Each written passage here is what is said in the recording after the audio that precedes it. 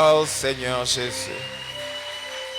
Et nous avons raison de t'acclamer parce que tu donnes la vie. Et la vie en abondance. Tous ceux qui viennent à toi, ils ne ressortent jamais les mains bredouilles.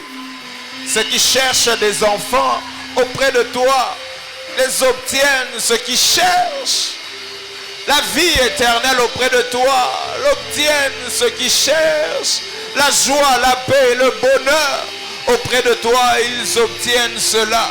Car tu donnes la vie, tu donnes la vie, tu donnes la vie, tu donnes la vie, tu donnes la vie, tu donnes la vie, tu donnes la vie.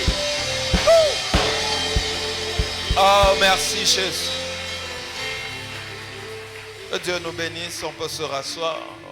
Bon dimanche à tous. Et bienvenue à l'église.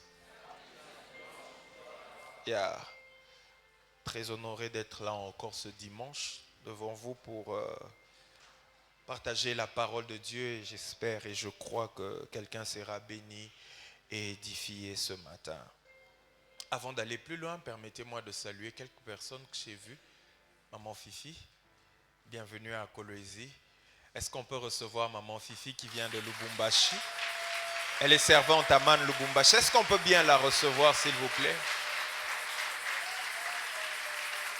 Bienvenue chez vous, votre chez vous de Kolwezi. Très heureux de vous recevoir. J'ai vu également Jemima et son mari, je crois les avoir vus quelque part là-bas. Ah, ils sont juste là derrière. Est-ce qu'on peut le recevoir aussi? Aidez-moi à recevoir nos frères qui viennent de Lubumbashi. Bienvenue chez vous à Kolwezi. Que Dieu vous bénisse. Merci.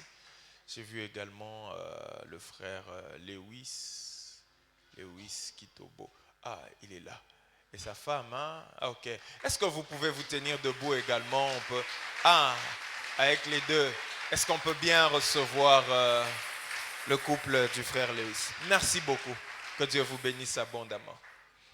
Alors, on poursuit avec notre enseignement sur le combat spirituel. Si je n'étais pas vu, je vais récupérer dimanche prochain. Hein? Parce que, vous savez, les salutations ici, parfois les gens disent « Ah, le pasteur ne m'a pas vu. » Ça fait mal au cœur. Il ne faut pas aimer les titres, les postes et les salutations. C'est passager. Il faut aimer Dieu. Non, c'est ma main, Alors, on est en train de parler du combat spirituel. Oh, j'allais oublier. Juste un petit rappel avant d'entrer dans le vif de mon message. Je crois que la dernière fois, j'ai fait un appel pour l'aménagement du temple, la construction de l'écodyme. Alors, j'avais demandé à tout celui qui voudra commencer à contribuer mensuellement avec $100 ou $50 de s'enregistrer auprès de maman Lisette. Il y en a déjà qui ont commencé. Mais une surprise assez désagréable, c'est que jusqu'à présent, il n'y a que 13 personnes. 13 personnes qui sont capables de donner $100 ou $50. Je crois que ça ne soit pas le cas. Je crois que il n'y a que jusqu'à présent 13 personnes qui se sont décidées de bâtir la maison de Dieu. 13 personnes seulement. Que vous le vouliez ou pas, il y a des principes qui ne changeront jamais. Jésus le dit, tant que la terre subsistera, les sémas et la moisson ne cesseront point. Ça ne va jamais s'arrêter, que vous le vouliez ou pas. Si vous voulez vraiment que Dieu vous bénisse financièrement, l'un des principes, c'est apprendre à s'aimer, c'est apprendre à donner, surtout dans l'œuvre de Dieu. J'ai donné l'exemple de David. Si Dieu a gardé un roi de la descendance de David sur le trône, c'est simplement parce que David avait eu l'intention de bâtir pour Dieu un temple. Vous êtes heureux d'avoir Dr Julio comme pasteur. Il ne court pas derrière l'argent, il donne les principes. Et je vous dis vrai, si vous voulez vraiment que Dieu garde quelqu'un sur le trône, je ne sais pas de votre clan ou de quoi là, je ne sais pas. Apprenez à bâtir la maison de Dieu. Si vous n'avez pas confiance au service des finances de l'église, il y a même un compte Equity. Voyez maman Lisette. Maman Lisette est où? Elle est juste là. Vous allez la voir quand elle viendra lire les communiqués. Allez la voir et souscrivez. Dieu ne manquera pas de vous faire du bien. Amen. Ne soyez pas silencieux quand on parle d'argent partout. Même les catholiques, même s'ils ne parlent pas d'argent, ils ont beaucoup d'argent. J'ai trouvé un prêtre catholique en train de faire l'appel des fonds. J'ai dit, maman, je crois en vous. Le combat spirituel. On est en train de parler du combat spirituel. Justement, dans ce grand thème de la conquête, il est impérieux et important de comprendre les enjeux du combat spirituel. Parce que tu ne peux pas devenir maître dans un domaine et surtout dans notre siècle présent si tu n'es pas puissant spirituellement. Alors, on est encore en train de parler des préalables, des préludes. Pourquoi on donne cet enseignement sur le combat spirituel? Déjà, je l'ai dit, parce que la conquête exige de comprendre les principes liés au combat spirituel. Deuxièmement, c'est pour faire comprendre aux chrétiens que le combat spirituel est une réalité évidente. C'est évident. Paul en parle dans Éphésiens chapitre 6, verset 12, car nous n'avons pas à lutter contre la chair et les sangs, mais contre les principautés, les dominations et consorts dans les lieux célestes. Il parle d'un combat, d'une lutte qu'il y a à livrer. Et troisièmement, on a dit pour empêcher le chrétien de tomber dans les deux extrêmes concernant les réalités du combat spirituel. Le premier extrême, c'est de voir le diable et les démons partout. Je crois que chacun de nous a déjà eu à rencontrer ce genre de chrétien qui voit les démons et les sorciers partout. Il est enrhumé, ce sont les démons. Il ne lave pas ses mains, il mange tout ce qu'il voit sur la route. Et puis quand il tombe malade, quand il fait une fièvre typhoïde et qu'on sort, ce sont les démons de la fièvre typhoïde qui l'ont attaqué. Ça n'a rien à voir avec les démons. C'est toi qui ne prends pas soin de toi. Et deuxième extrême à éviter, c'est de ne rien voir ou de ne pas voir le diable du tout. Les chrétiens un peu plus intellectuels, ils aiment tout relativiser, tout expliquer, tout comprendre scientifiquement. Et on a donné des exemples dans la Bible. Je me souviens un jour, le pasteur Daloué était en train d'expliquer quelque chose qui lui est arrivé à lui et à son ami. À l'époque, ils étaient encore à la borne. Ils venaient, je crois, d'une prière et ils étaient en train de rentrer. Quand ils rentraient, ils passaient quelque part. Il y avait des prostituées qui étaient postées là, en train de vendre leurs marchandises. Alors quand ils sont passés, son ami a senti en lui une envie d'aller parler de Jésus à ses prostituées. Et il est allé, il a commencé à parler de Jésus. Quel courage! Un risque. Toi, n'ose pas, frère, on se connaît. Il a pris ce risque, il a parlé de Jésus, il a parlé de Jésus. Une a été touchée. Pendant qu'elle a été touchée, elle s'est approchée. Elle a dit qu'elle voulait recevoir Christ dans sa vie. Elle a reçu Christ. Et quand ils ont commencé à prier pour elle, des démons ont commencé à se manifester. Ils ont chassé les démons. Et curieusement, la fille a commencé à expliquer que si elle est devenue prostituée, c'est parce que un de ses parents avait abusé d'elle quand elle était toute petite et ça a ouvert comme une brèche et qu'on sort, elle est devenue prostituée. Mais bizarre, Papa Dallo dit, quand ils ont fini la délivrance, elle s'est levée. Elle avait déjà porté une petite jupe. Quand elle est revenue dans son bon sens, elle avait honte de son habillement. Et c'est là que j'ai compris qu'il y a certains habillements, vous trouvez ça normal, mais ce sont des démons qui vous disent de vous habiller de la sorte. Sœur, alléluia. Tu penses que tu t'es habillé au mieux, c'est le style, la mode, ce sont des démons. Papa Dallo dit, avant qu'il ne puisse faire la délivrance, elle était normale dans sa courte jupe. Parce que les démons qui étaient en elle trouvaient normal cet accoutrement. Quand on a chassé ces démons, elle s'est rendue compte que son corps était le temple du Saint-Esprit et qu'il y a des parties qu'il ne faut pas exposer. Et que ça exige de la pudeur. Elle a commencé à chercher à faire descendre la jupe ou la robe.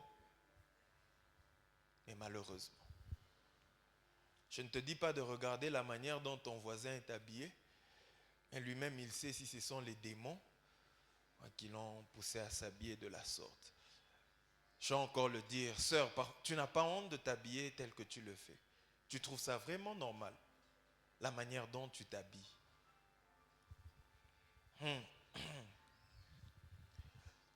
Que Dieu nous bénisse. Alors continuons. Quatrième raison, c'est par là que je commence aujourd'hui. Quatrième raison pour laquelle on donne cet enseignement. C'est pour permettre aux chrétiens de comprendre la bonne attitude ainsi que les bonnes stratégies à adopter dans le combat spirituel.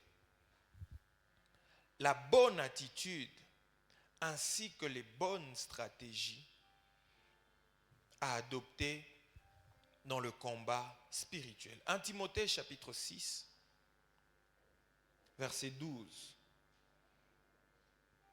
1 Timothée chapitre 6, verset 12, et puis nous lirons 2 Timothée chapitre 2, verset 5. 1 Timothée chapitre 6, verset 12.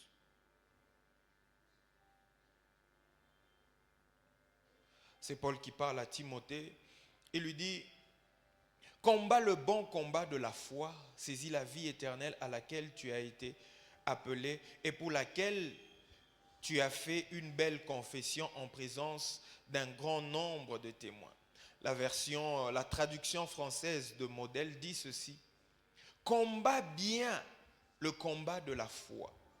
Saisis fermement la vie éternelle que Dieu t'a appelé à recevoir.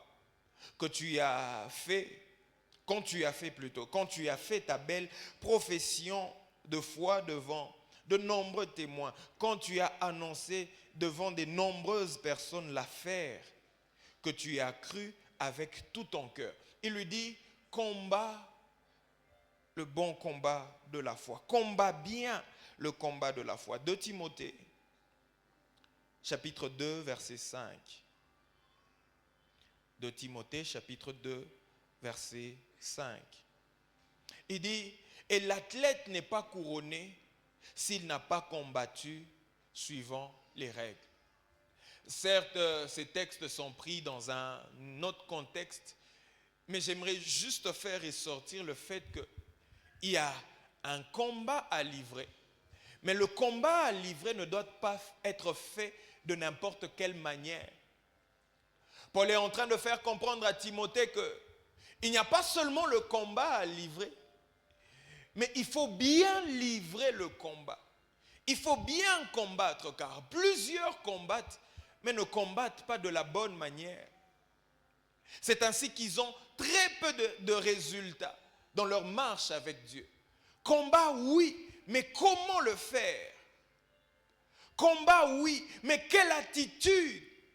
Combat, oui, mais quelle stratégie à adopter?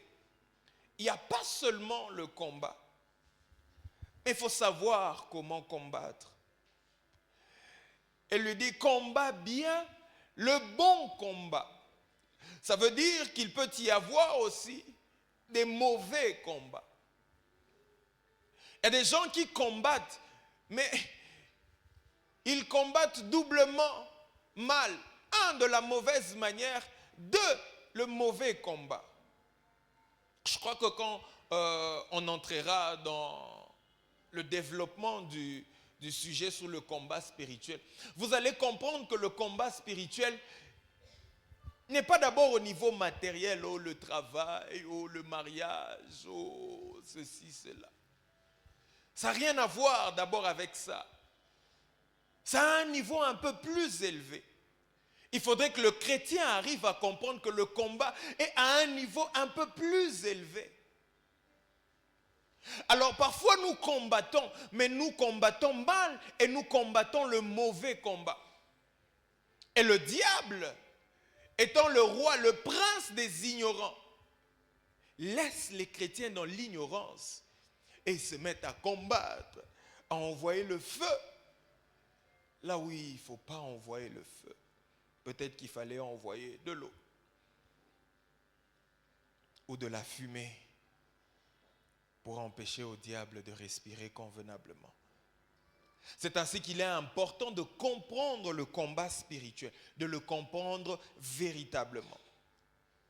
Le chrétien doit avoir la réalité et la bonne connaissance du combat spirituel, où le combat se passe véritablement. Comment mener ce combat? Quelle arme utiliser pour ce combat? Et qu'est-ce que ça signifie, toute cette armure du chrétien? Tout ça, les règles. Dans 2 Timothée, on l'a lu, Paul dit à Timothée que l'athlète n'est pas couronné s'il n'a pas combattu selon les règles. Il peut avoir combattu, mais s'il ne combat pas selon les règles, il ne sera pas couronné. C'est comme quelqu'un qui dit, on ne peut pas tuer une mouche avec un char de combat. Vous conviendrez tous avec moi. Vous voyez une mouche là, directement vous prenez un char, une char. Un char. Vous prenez cette arme-là, pour tuer une mouche. Vous savez, le danger c'est quoi? Un, l'arme n'est pas adaptée. Deux, vous allez perdre des munitions pour d'autres batailles. 3, vous allez détruire des choses peut-être importantes.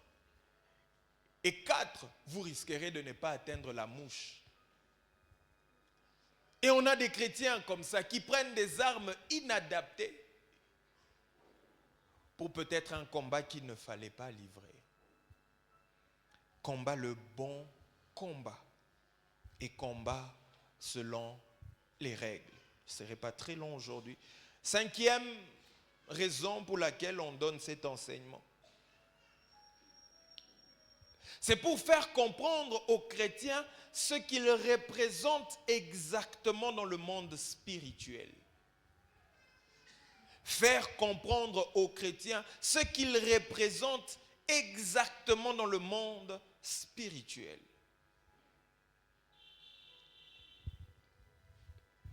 L'ignorance de qui tu es. Faire comprendre aux chrétiens, disais-je. Faire comprendre aux chrétiens ce qu'ils représentent exactement dans le monde spirituel. L'ignorance de qui tu es, de ta position en Christ, des capacités et même de la victoire que tu as reçue, fera en sorte que le diable aura toujours de l'avantage sur toi. Plusieurs, comme je l'ai dit, combattent dans l'ignorance. Et le diable, le prince des ténèbres, ténèbres, ignorance, est le prince des ignorants. Sa position et tout ce qu'il a comme avantage en étant en Christ. J'aimerais qu'on lise 2 longs textes, assez longs, dans l'Ancien Testament, mais qui, d'une certaine manière, évoquent ce que le chrétien est. Nombre chapitre 22, du 1er au 12e verset. Et puis nous lirons Nombre chapitre 23, toujours du 1er au 12e verset. Nombre chapitre 22 du 1er au 12e, Nombre chapitre 23 du 1er au 12e.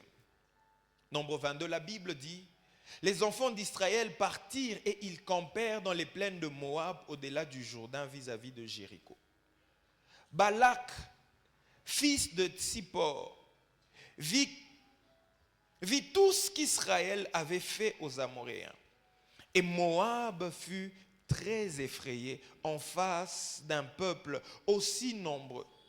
Il fut saisi de terreur en face des enfants d'Israël. Moab dit aux anciens de Madian: cette multitude va dévorer tout ce qui nous entoure, comme le bœuf broute la verdure des champs. Balak, fils de Tsippor, était alors roi de Moab. Il envoya des messagers auprès de Balaam, fils de Béor, à Pétor sur le fleuve, dans le pays des fils de son pays, afin de l'appeler et de lui dire: voici, un peuple est sorti d'Égypte. Il couvre la surface de la terre et habite vis-à-vis de moi. Viens, je te prie, maudis ce peuple, car il est plus puissant que moi. Peut-être ainsi pourrais-je le battre et le chasser, et le chasserai-je du pays, car je sais que celui que tu bénis est béni, et celui que tu maudis est maudit. Les anciens de Moab et les anciens de Madian partirent, ayant avec eux des présents pour le devin. Ils arrivèrent auprès de Balaam et lui rapportèrent les paroles de Balak. Balaam leur dit: passez ici la nuit, et je vous donnerai la réponse d'après ce que l'Éternel me dira. Et les chefs de Moab restèrent chez Balaam. Dieu vint à Balaam et dit: qui sont ces hommes que tu as chez toi? Balaam répondit à Dieu: Balak, fils de Tsippor, roi de Moab, les a envoyés pour me dire: voici, un peuple est sorti d'Égypte. Il couvre la surface de la terre. Viens donc, maudis-le. Peut-être ainsi pourrais-je le combattre et le chasserai-je. Dieu dit à Balaam: tu n'iras point avec eux et tu ne maudiras point ce peuple, car il est béni. Verset chapitre 23. Verset 1er. Balaam dit à Balak: bâtis-moi cet autel et prépare-moi 7 taureaux et 7 béliers. Balak fit ce que Balaam avait dit, et Balak dit à Balaam, Balak et Balaam plutôt offrirent un taureau et un bélier sur chaque autel. Balaam dit à Balak: tiens-toi près de l'holocauste et je m'éloignerai. Peut-être que l'Éternel viendra à ma rencontre et je te dirai ce qu'il me révélera. Et il alla sur un lieu élevé. Dieu vint au-devant de Balaam et Balaam lui dit: j'ai dressé cet autel et j'ai offert un taureau et un bélier sur chaque autel. L'Éternel mit des paroles dans la bouche de Balaam et dit: retourne vers Balak et tu parleras ainsi. Il retournera vers lui et voici, Balak se tenait près de son holocauste, lui et tous les chefs de Moab. Balaam prononça son oracle et dit: Balak m'a fait descendre d'Aram, le roi de Moab m'a fait descendre des montagnes de l'Orient. Viens, maudis-moi Jacob, viens, sois irrité contre Israël. Comment maudirais-je celui que Dieu n'a point maudit? Comment serais-je irrité quand l'Éternel n'est point irrité? Je le vois du sommet des rochers, je le contemple du haut des collines. C'est un peuple qui a sa demeure à part et qui ne fait point partie des nations. Qui peut compter la poussière de Jacob et dire le nombre du quart d'Israël? Que je meure de la mort des justes et que ma fin soit semblable à la leur. Balak dit à Balaam, que m'as-tu fait? Je t'ai pris pour maudire mon ennemi, et voici, tu le bénis. Il répondit et dit, n'aurais-je pas soin de dire ce que l'Éternel met dans ma bouche? On peut s'arrêter là, on peut acclamer la parole du Seigneur. Un long texte, comme je l'ai dit, mais pour faire comprendre la position du chrétien vis-à-vis du diable et du combat. Vous vous rendez compte déjà, comme on l'a dit le dimanche passé, que le combat, il est d'abord spirituel, même quand il peut devenir physique. Quand on domine sur le plan spirituel, on dominera également sur le plan physique. Balak plutôt avait compris ça. Il connaissait la puissance d'Israël. Mais avant d'attaquer Israël, il demande à Balaam de maudire Israël. Je ne suis pas là, je vais y arriver à un moment. Ce texte me permet de faire comprendre aujourd'hui à toi, mon frère, à toi, ma soeur, chrétien, chrétienne, qui est là ce matin dans ce culte, 3 choses importantes qu'un chrétien doit retenir par rapport au combat et par rapport à ta position. Premièrement, la chose que tu dois retenir est que la renommée de la victoire que Christ a accordée aux chrétiens sème la terreur auprès de ses ennemis. La renommée de la victoire que Christ a accordée aux chrétiens sème la terreur auprès de ses ennemis. Je reprends. La renommée de la victoire que Christ a accordée aux chrétiens sème la terreur auprès de ses ennemis. Quand vous lisez au chapitre 22, le verset 3 et 4, la Bible dit, et Moab fut très effrayé en face d'un peuple aussi nombreux. Il fut saisi de terreur en face des enfants d'Israël. Moab dit aux anciens de Madian, cette multitude va dévorer tout ce qui nous entoure, comme le bœuf broute la verdure des champs. Ils savaient ce que Dieu avait fait avec les enfants d'Israël en Égypte. Ils ont vu comment Dieu a traité les ennemis des enfants d'Israël. Et ils avaient écho des nouvelles. Que ce peuple-là, c'est un peuple qui dévore ses ennemis.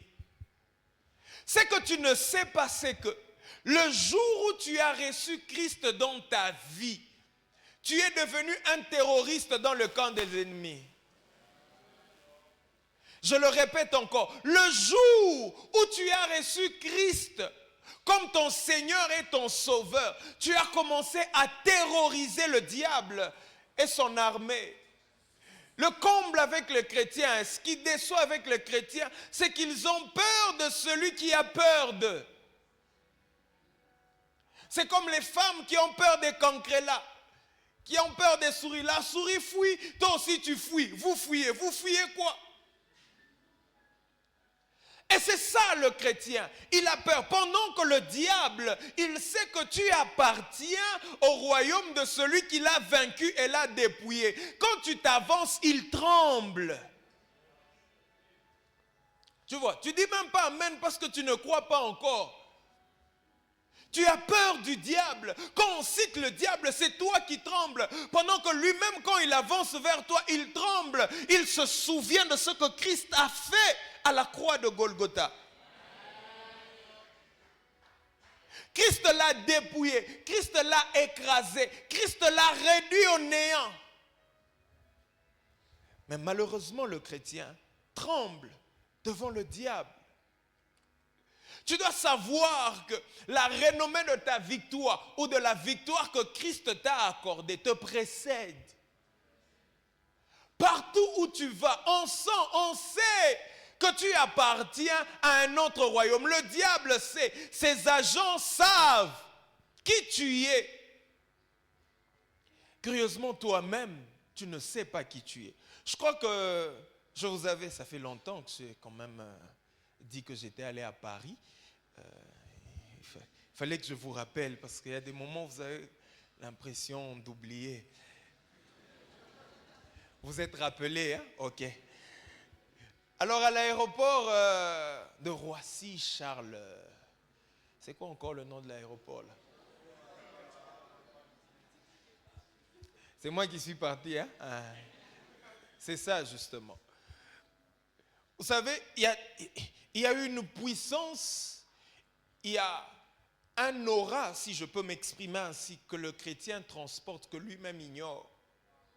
C'est ce jour-là que j'ai su qu'en tant qu'enfant de Dieu, le diable ne peut pas te toucher.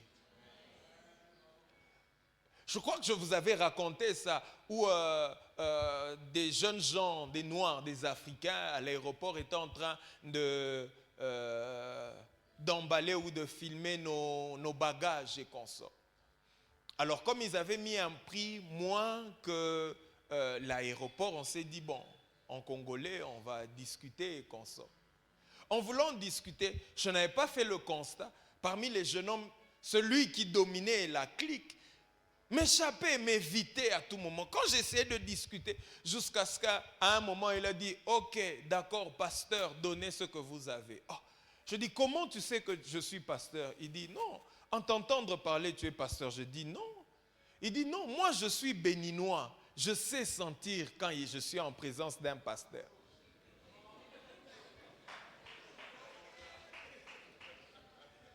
Vous savez, les béninois, avec la sorcellerie, les fétiches, c'est normal.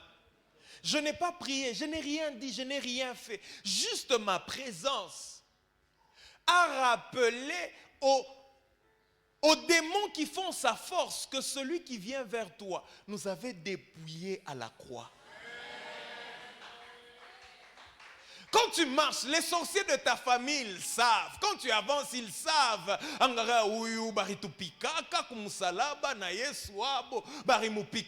Ils le savent. Ils le ressentent. Ils sentent que ce peuple est capable de nous anéantir et de nous dévorer. Le diable sait, ses agents le savent, que vous êtes plus que vainqueurs.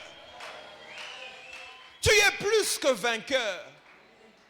Tu ne vas pas combattre pour gagner. Tu es déjà dans la victoire. C'est pour confirmer la victoire que tu combats. Ouf. Le docteur Daniel Kawata donne un exemple sur le combat spirituel que plusieurs chrétiens ignorent parce que les chrétiens se demandent pourquoi nous combattons. Pourquoi nous combattons? Je peux avoir deux personnes, un géant et un moins géant. Bon, Dani, viens. Moins géant. David et Goliath.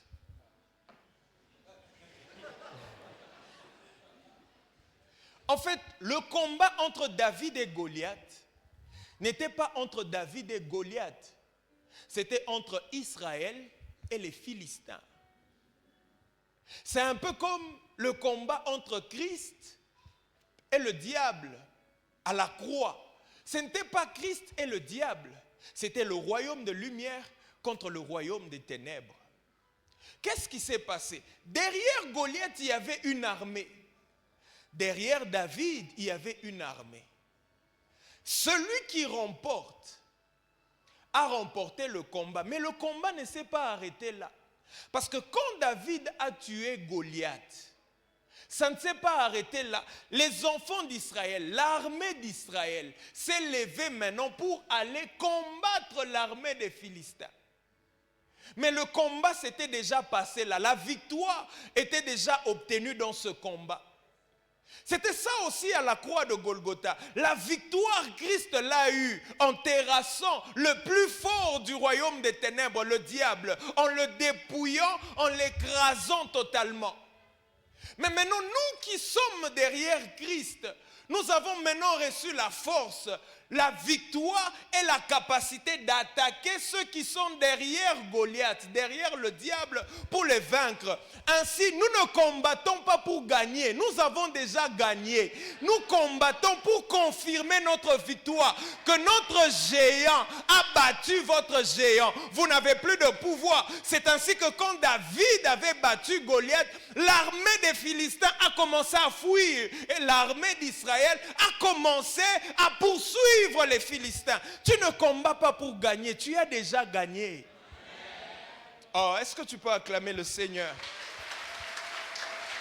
C'est ça en fait le combat, le véritable combat. Et la renommée de la victoire que Christ t'a accordée te précède. Partout où tu entres, s'il y a des agents des ténèbres, ils savent qu'il y a quelqu'un de l'autre royaume qui nous avait vaincus est entré. C'est ainsi qu'on te combat. On ne te combat pas parce que c'est toi, parce que tu as un diplôme avec distinction, non. On te combat parce que c'est un combat des royaumes. Regarde ton voisin, dis-lui, je suis plus que vainqueur.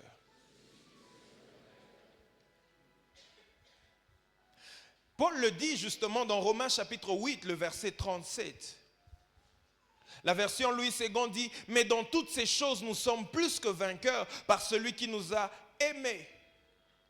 Mais la version Parole de vie dit, mais dans tout ce qui nous arrive, nous sommes les grands vainqueurs par celui qui nous a aimés. J'aime encore la version Alfred Cohen qui dit, mais dans tous ces combats, celui qui nous a tant aimés est près de nous, avec lui, nous restons vainqueurs. Et nous allons de victoire en victoire. Oh, répète-le encore, je suis plus que vainqueur.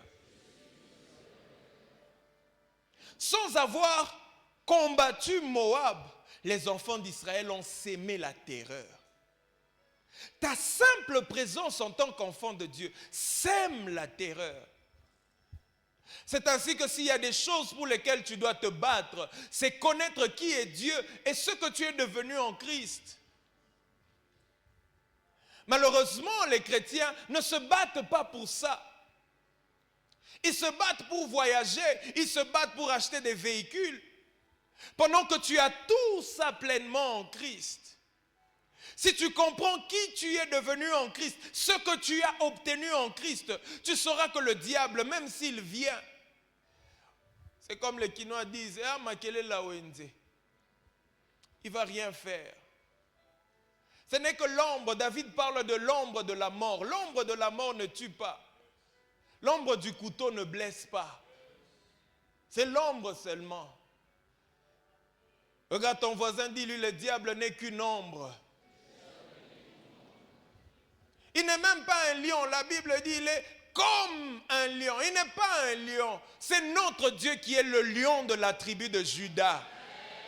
Le diable, il est comme un lion. Il cherche à faire comme notre Dieu, mais ça n'arrivera jamais. Au grand jamais. Oh, crie encore plus fort, je suis plus que vainqueur.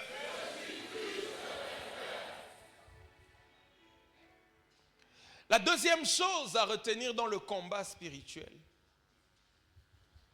c'est que le chrétien doit comprendre, c'est que dans le combat spirituel, la position du chrétien est supérieure à celle du diable. Je reprends. Dans le combat spirituel, la position du chrétien est supérieure à celle du diable. Ta position est supérieure à celle du diable. Vous savez, depuis la croix, le combat que nous livrons contre le diable, c'est un combat, permettez que j'utilise l'expression, déjà truqué. La Bible dit que le diable a été dépouillé. savez, quand on parle de dépouiller, en d'autres termes, c'est désarmer. Ce qui faisait la force du diable, Dieu a pris ça. C'est ainsi que l'apôtre Paul, dans Éphésiens 6, parle des ruses du diable. Le diable n'a plus d'armes. Il commence à utiliser la ruse, boucalamouche.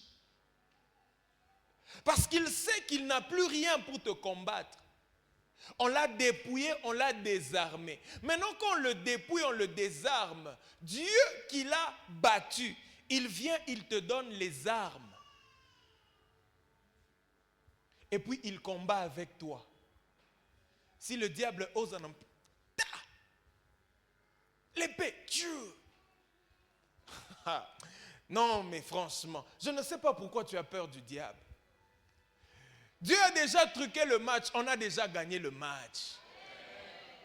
Dieu, merci d'avoir truqué ces choses. Il l'a désarmé, il nous a armés et il combat avec nous. Ta position est déjà supérieure. Quand vous lisez au chapitre 23 de Nombre, le verset 9, écoutez ce que Balak dit. Il dit, je le vois du sommet des rochers. Je le contemple du haut des collines. C'est un peuple qui a sa demeure à part, qui ne fait point partie des nations. Quand Balak, ou plutôt quand Balaam, cherche à maudire Israël, il regarde la position d'Israël, il se rend compte qu'Israël est au sommet, Israël est en haut. Et quand il contemple Israël d'en haut. Ça veut dire que ceux qui cherchent à te maudire, en fait, ils sont en bas et toi, tu es en haut. Celui qui te veut du mal, toi, tu es en haut, lui, il est en bas. Le diable est en bas, nous sommes en haut. Et il nous regarde d'en haut.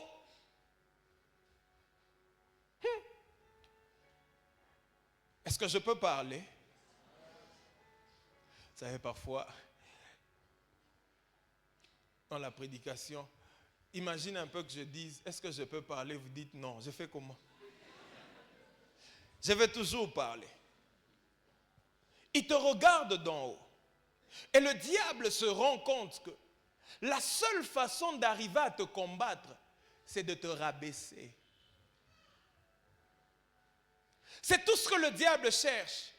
Parce qu'il sait que tu es assis dans les lieux célestes en Jésus-Christ. C'est là ton lieu, c'est là ta position. Tu es en haut. La seule chose que le diable cherchera à faire par ses ruses, c'est que tu te diminues, qu'il te rabaisse, que tu descendes à son niveau. Éphésiens le dit, Éphésiens chapitre 2, verset 6. Il nous a ressuscités ensemble et nous a fait asseoir ensemble dans les lieux célestes en Jésus-Christ. La version Alfred Cohen dit, oui, par notre union avec le Christ, il nous a ressuscités avec lui et nous a transplantés dans les mondes célestes. Nous donnons notre place sur le trône avec le Christ, dans le royaume qui n'est pas d'ici-bas. Le fait que tu sois uni à Christ change ta position. Le plus grand problème avec le chrétien, tu es plus conscient de ton corps que de ton esprit. Ton corps est sur terre, mais ton esprit est dans les lieux célestes en Jésus-Christ. Sur le trône avec Christ. Christ est assis sur le trône. Toi aussi, tu es assis sur le trône. Dans le royaume qui n'est pas d'ici-bas. Ainsi, le diable, sachant qu'il ne peut pas t'atteindre de là-haut, il fait tout pour te ramener ici. Et il te fait descendre, premièrement, par les soucis causés par le manque des choses de ce monde. Le souci causé par le manque des choses de ce monde, il te fait descendre. Ouf. Ouais, regarde-toi, une belle femme, intelligente. Mais comment tu n'es pas marié? Il commence à te rabaisser. Les choses de la terre. Tu commences à aimer les choses de la terre. Regarde-toi, un gars intelligent. Mais regarde ton travail, regarde le salaire. Si tu détournais un peu, il commence à te rabaisser. Il te montre que ce que tu manques est plus important que ce que tu as en Christ. C'est ça le travail du diable. Et le souci causé par le manque des choses de ce monde engendre la deuxième chose que le diable fait, c'est te pousser à pécher, à désobéir contre Dieu, à désobéir à Dieu. Désobéir à Dieu. C'est ce qu'il a fait avec Ève dans le jardin d'Éden, pour lui montrer que ce que Dieu t'a donné, ce n'est pas encore tout, il y a encore autre chose. Si tu fais ça, si tu désobéis à ce que Dieu t'a dit, tu obtiendras plus que ce que Dieu t'a donné. Il n'y a pas plus que ce que Dieu nous a donné. Ce que Dieu nous a donné, c'est ce qu'il fallait pour nous. Vous savez, le diable te montrera toujours qu'il te faut plus, qu'il te faut plus, qu'il te faut plus. Pendant que Dieu t'enseigne le contentement, apprendre à te réjouir avec ce que tu as. Le diable créera ce souci-là. Tu manques, tu n'as pas, il manque ceci, il n'y a pas cela. Fais cela. Tu commences à développer des mécanismes charnels. Je le disais aux intercesseurs la nuit, vous ne vous rendez pas compte que les chrétiens sont devenus trop charnels. Vous ne vous rendez pas compte que vous êtes devenus trop charnels. Dites d'abord oui que j'avance. Quand je parle d'être charnel, ce n'est pas forcément être impudique, être ivrogne. C'est vrai qu'il y a ces choses-là. Mais je me suis rendu compte que le souci de vivre heureux sur terre est en train d'empiétrer sur le souci de passer l'éternité avec Dieu.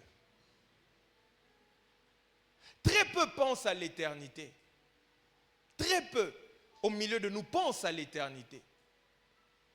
La majorité ici, ils pensent que la vie s'arrête sur terre. Alors ils doivent tout faire pour être heureux sur terre.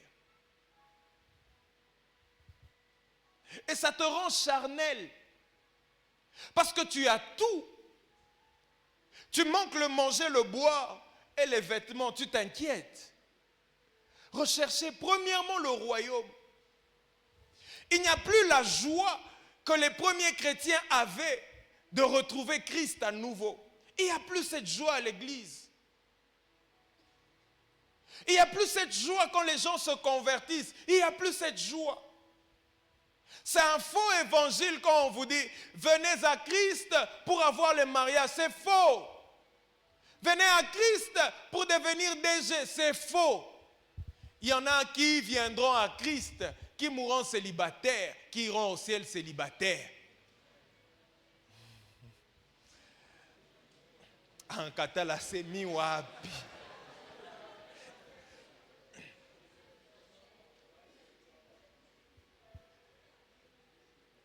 Venez à Christ pour la vie éternelle.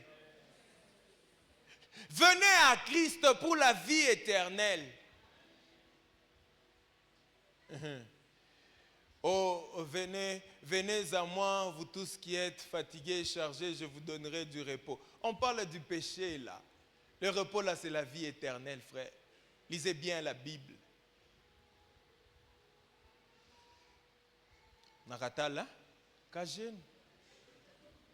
Si aujourd'hui nous venons à Christ pour les choses que les païens obtiennent facilement, pourquoi venir à Christ pour ça? Pourquoi venir à Christ pour les choses que des féticheurs peuvent donner? Pourquoi venir à Christ pour ça? Pourquoi venir à Christ pour devenir ce qu'un occultiste devient facilement? Un homosexuel devient ça. Pourquoi venir à Christ pour ça? Il y a une éternité qui nous attend. Et le diable, sachant cela, il te rend plus conscient de ton être physique que de ton être spirituel. Ce n'est pas pour rien que Paul dit « Affectionnez-vous aux choses d'en haut ». Je vais encore dire ce que j'avais dit aux intercesseurs. C'est quand même une erreur grave. Bon, j'espère que vous le faites en blaguant. quand vous dites les vanités que nous aimons et puis vous les postez. Peut-être vous n'avez pas compris la puissance de l'amour. Jeune fille, Salomon vous conseille, ne réveillez pas l'amour car l'amour est plus fort que la mort. Vous savez, quand vous aimez quelque chose, vous êtes prêt à tout pour cette chose. Car Dieu a tant aimé qu'il a donné tout ce qu'il avait de plus précieux. Il y a des petites choses que vous écrivez, mais vous ne connaissez pas la portée de ces choses. Quand vous commencez à aimer les vanités, sans vous en rendre compte, votre vie commence à se focaliser sur ces vanités. Et quand tu n'as pas ce véhicule-là, tu as comme l'impression que tu n'as pas atteint l'objectif de ta vie. Parce que tu aimes ces vanités. Est-ce qu'il ne faut pas les avoir? On en a besoin, mais on ne doit pas aimer ces choses-là. Parce que quand on commence à aimer, on met le cœur, on met le cerveau, on met les reins, on met les poumons dedans, notre vie se perd. C'est ainsi que le premier et le plus grand commandement, vous aimerez l'Éternel votre Dieu de tout votre cœur, de toute votre force, de toute votre pensée. C'est Dieu qu'il faut aimer. Les autres choses, on en a besoin. L'argent, il ne faut pas aimer, on en a besoin.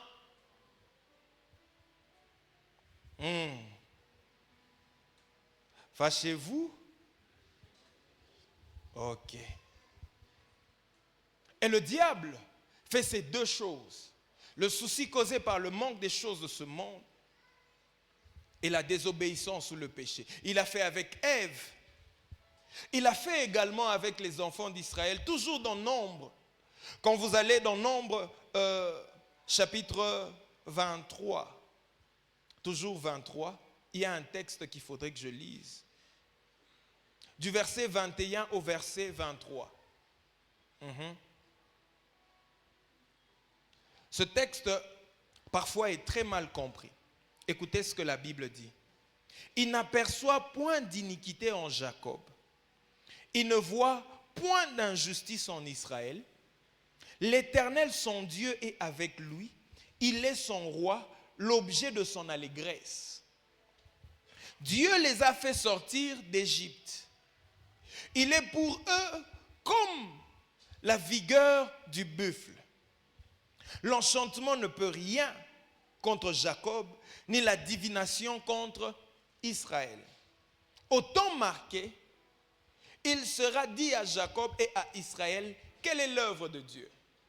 Très souvent, quand on nous parle de ce texte, on nous dit que l'enchantement ne peut rien contre Israël et consorts. Ça veut dire que les gens qui sont en train de faire des incantations, des prières incantatoires contre toi, ça ne te touchera pas. D'une part, c'est vrai. C'est vrai. Mais ce contexte ici est différent. Pour le comprendre, allons dans la version français courant ou nouvelle français courant. Le verset 21, la Bible dit, « Le Seigneur ne discerne aucun mal, aucune injustice dans le peuple d'Israël. Il est leur Dieu. Il habite au milieu d'eux. Il reçoit leur acclamation royale. C'est lui qui les a fait sortir d'Égypte avec une force irrésistible, comme celle du buffle. La divination et ses pratiques ne sont pas en usage parmi les Israélites. Au temps voulu, ils apprennent tout ce que Dieu accomplit. Je reprends le verset 23. La divination et ses pratiques ne sont pas en usage parmi les Israélites. Qu'est-ce qu'il voulait dire par là? Qu'est-ce qui empêchait Balaam à maudire Israël? C'est que quand Balaam voulait maudire Israël, il ne voyait point d'iniquité, il ne voyait point de péché, point de fraude. Il ne voyait rien de mal. Dieu ne voyait rien de mal. Et là, il dit, pourquoi ils ne voient rien de mal? Parce qu'eux ne pratiquent pas la divination. Eux ne pratiquent pas l'enchantement. Eux, qu'est-ce qu'ils font? Ils enseignent l'œuvre de Dieu au moment opportun. C'est ce que les enfants d'Israël font. Pendant que les autres font de la divination, pendant que les autres pratiquent de la magie, de la sorcellerie, les enfants d'Israël enseignent l'œuvre de Dieu. Ce n'est pas d'abord dans ce texte le fait que les gens font des incantations contre nous. Non, c'est le fait que nous ne pratiquons pas les mauvaises choses qui feront en sorte que ces gens-là ne sauront pas nous maudire. C'est ainsi que Jésus dit, le prince de ce monde vient, mais il n'y a rien de lui en moi. Le diable ne peut pas toucher Christ, parce que quand il arrive, il voit qu'en Christ, il n'y a rien qui lui ressemble. Ainsi, il ne peut pas le maudire, il ne peut pas faire du mal à Christ. Tant que tu seras uni à Christ, tant que tu obéiras à Christ, aucune malédiction, aucune incantation ne pourra toucher ta vie. Mais regardez les enfants d'Israël, ne comprenant pas ce que Balak et Balaam visaient. Au chapitre 25, verset 1er au 3e, la Bible dit, Israël demeurait à Sittim. Le peuple commença à se livrer à la débauche. Avec qui? Avec les filles de Moab. Elles invitèrent le peuple au sacrifice de leur Dieu. Et le peuple mangea et se prosterna devant leur Dieu. Israël s'attacha à Baal-Péor et la colère de l'Éternel s'enflamma contre Israël. Verset 9, écoutez ce qui arrive. Il y en eut, français, 24 000 qui moururent de la plaie ce jour-là en Israël. 24 000, pas tués par les Moabites, mais par l'Éternel lui-même. Pourquoi? Parce que Balaam et Balak se sont rendus compte que ce peuple, tant qu'il demeure uni à Dieu, sa position est au sommet des collines, impossible de les maudire. Je ne peux pas les atteindre parce que eux ne pratiquent pas les mauvaises choses comme nous. Ils ne font pas ces choses bizarres. Ils ne font pas la magie, la divination, la sorcellerie. Ce n'est pas en pratique chez eux. Ainsi, on ne peut pas les atteindre. Mais quand Israël ouvre la brèche, s'associe aux filles de Moab, Balak n'avait plus à combattre Israël. 24 000 Israélites sont morts. Perte des hommes, perte en vies humaines, perte en nombre, perte en militaires. Et perte même en main-d'œuvre qui allait emmener plus de production. Ça, c'est ce que le diable sait faire. Balaam s'est rendu compte, Balak s'est rendu compte qu'il fallait les rabaisser. Ils devaient descendre pour faire les mêmes pratiques que nous. Tu penses que quand le diable te pousse à pécher, c'est pour ton plaisir. Ça n'a rien à voir avec ton plaisir. Il te rabaisse au même niveau que lui pour pouvoir t'atteindre facilement. Il te ramène sur son terrain de péché où il est roi, pour pouvoir t'atteindre facilement. Et tu auras du mal à aller de victoire en victoire. Parce que là où tu es dans les lieux célestes, c'est la pureté, c'est la crainte de Dieu. Il n'y a pas de haine là-bas. Vous savez, le diable a eu tellement les chrétiens. Il y en a qui ne fument pas, qui ne boivent pas, qui ne vont pas en boîte, pas de musique. Il ne trompe pas sa femme, mais il a du mal à pardonner. Et le diable te garde. Et toi-même tu dis, Minaï, Paka Kouloufou. Tu le dis, moi et lui, jusqu'à la mort. Oui, jusqu'à la mort. Et le diable te garde dans ça. Il sait que le manque de pardon devient une brèche que tu ouvres. Tu descends dans son territoire et il peut t'avoir facilement. Et tes études ne marchent pas. 14 ans de mariage, toujours pas d'enfant. Tu ne comprends pas pourquoi ça arrive. Check bien ta vie. Est-ce que tu as commencé à faire des pratiques qui déplaisent à Dieu?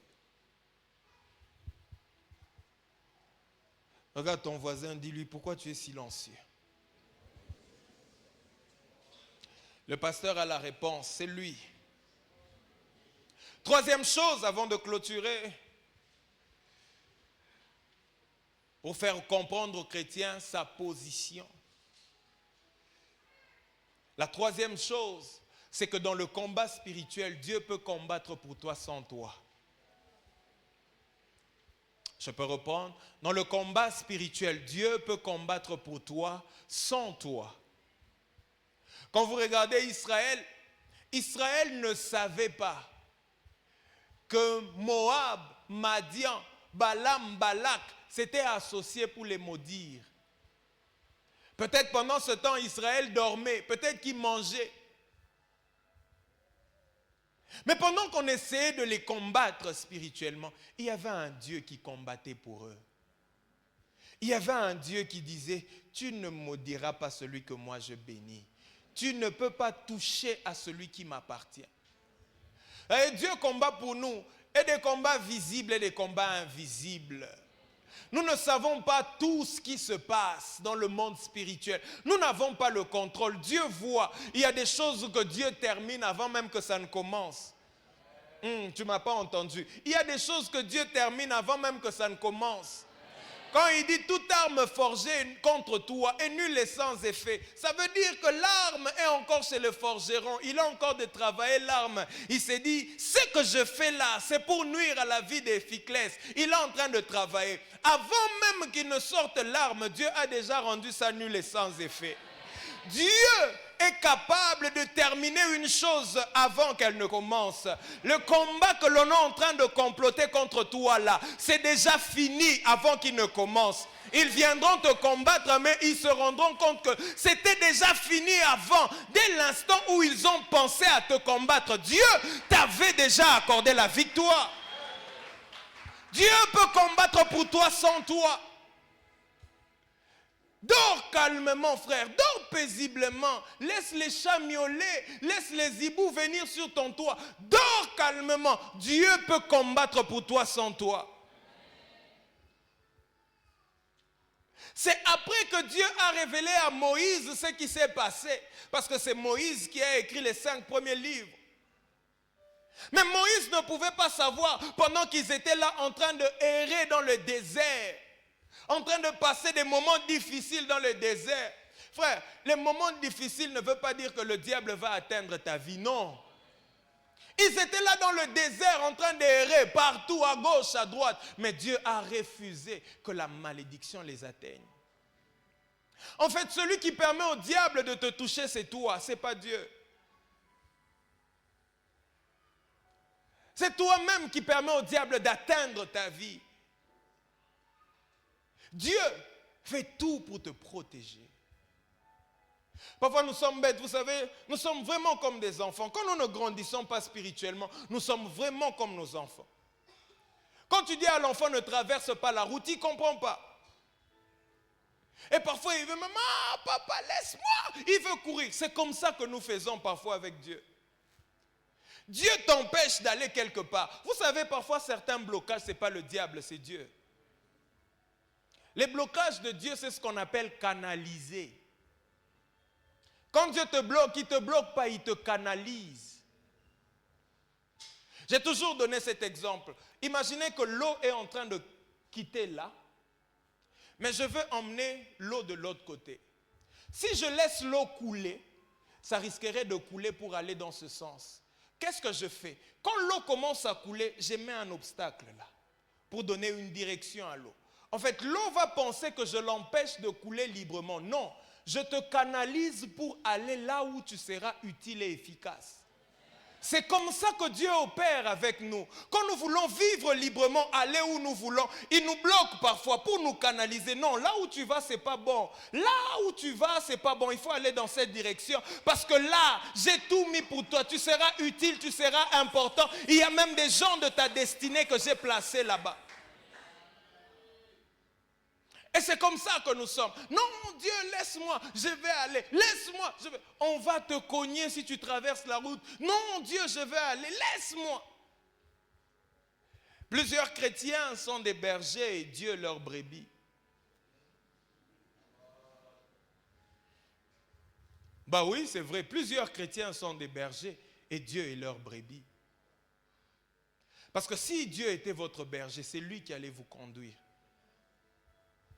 Est-ce que vous savez que plusieurs se sont mariés, non pas parce que Dieu les a conduits, mais parce qu'eux ont voulu conduire Dieu dans ces mariages-là.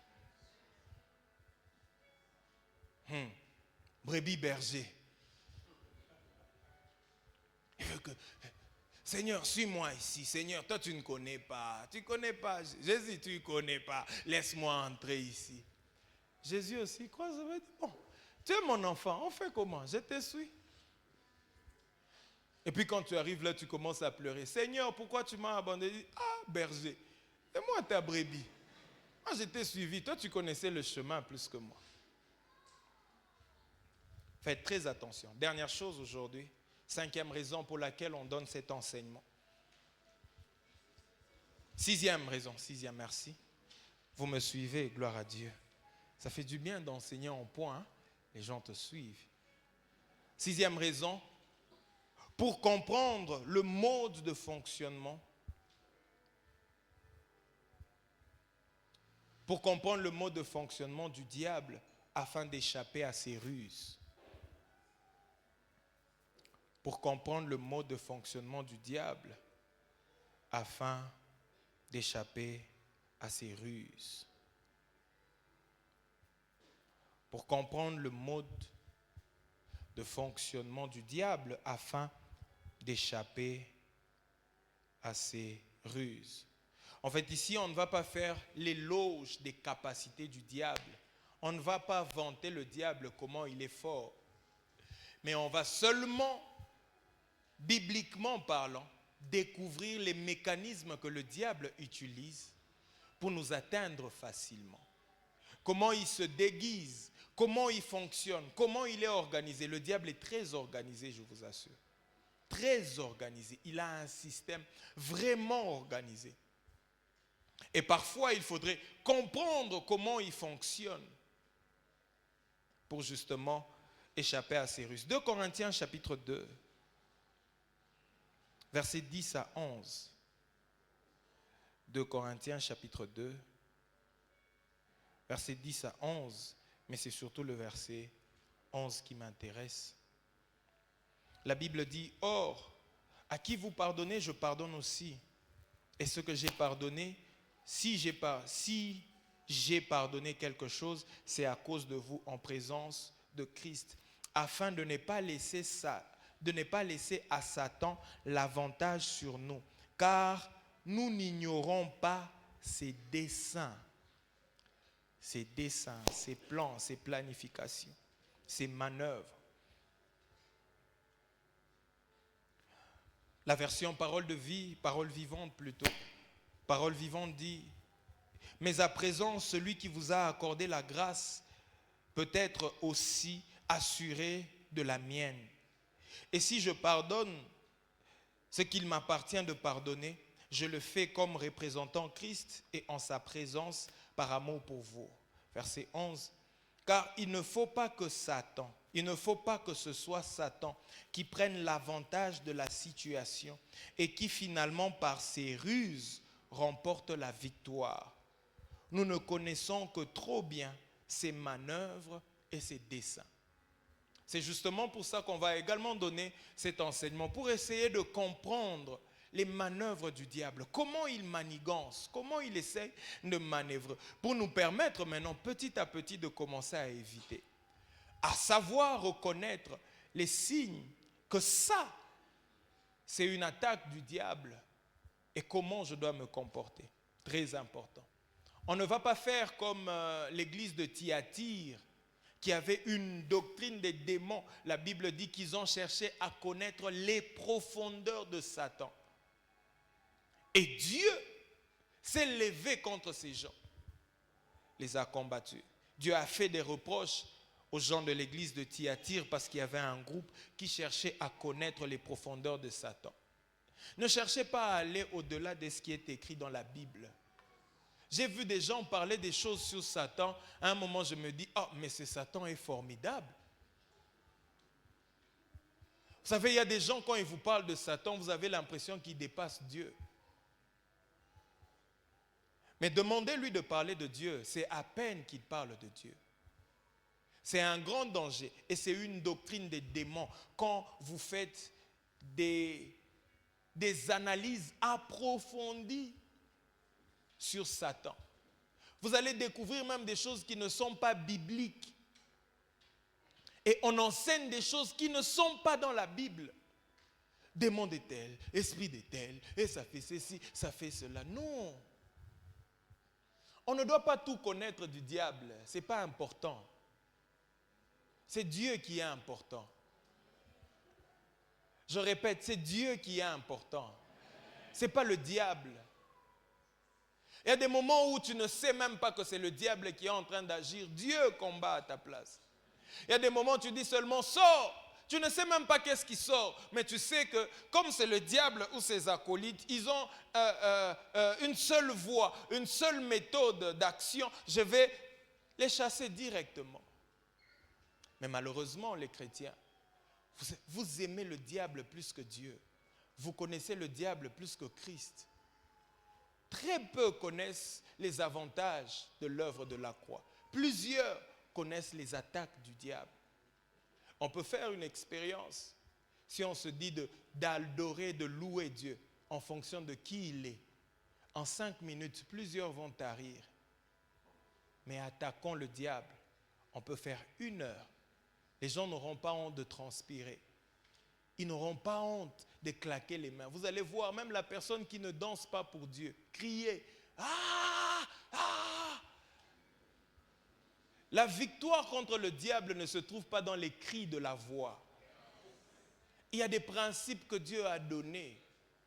Et en respectant ces principes, quelle que soit la capacité, quelles que soient les ruses, même si le diable devient 1000 fois diable, il ne t'atteindra pas. Il ne te touchera pas. Oh, Dieu dit qu'ils te feront la guerre, ils ne te vaincront pas. La guerre sera là et la victoire sera toujours de ton côté. Oui, je répète, la guerre sera là, mais la victoire sera de ton côté. La victoire ne sera pas dans leur camp, non, la victoire sera dans ton camp. Ils viendront par un seul chemin, mais Dieu va s'aimer la confusion, ils vont rentrer par ce chemin.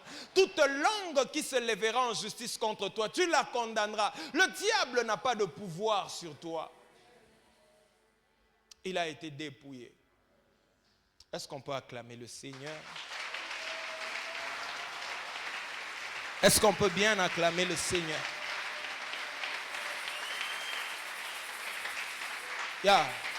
Est-ce qu'on peut acclamer